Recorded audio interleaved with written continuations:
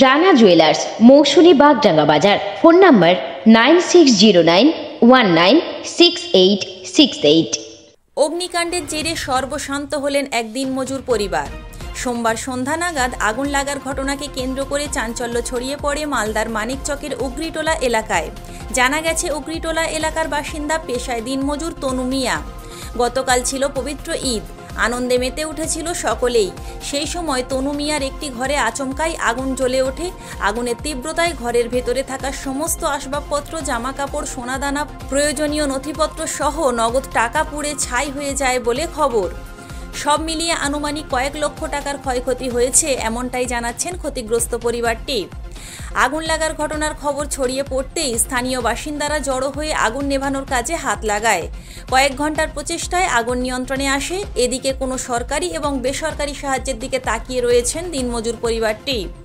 খবর পেয়ে রাতেই ঘটনাস্থলে ছুটে যান মানিকচক থানার পুলিশ।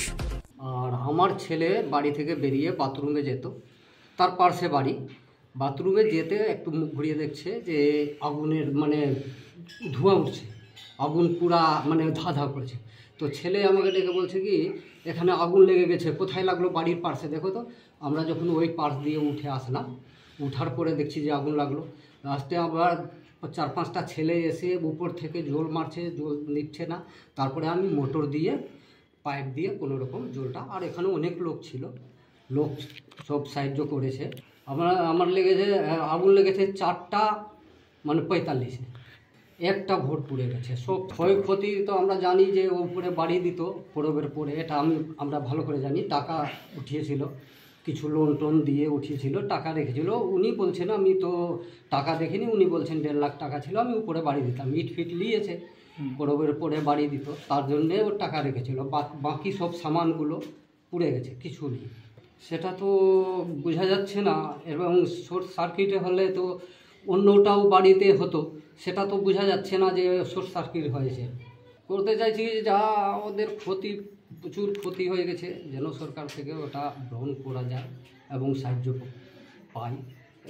3টার সময় জল আসলো, জল ভরলাম। আমি ঘুমিয়েছিলাম, আমার স্বামী চান করছিল, তো আমি বাইরে গেলাম। ও 10-5 মিনিট আগে পরে গেছে আমার থেকে। আর আমি অন্য কেউ বাড়ি বসে আছি, তো পাড়াতে চিৎকার হচ্ছে। তো আমি বলছি কি, চল তোকে কার বাড়ি ঝগড়া লাগলো না কি লাগলো? তো বলছে তোর বাড়ি আগুন লেগেছে। এবার এসে আমি দেখছি তো আমার লাইনের হাতটা ঠিক আছে, আমার ওটা ঘর ঠিক আছে, এটা ঘর ঠিক আছে।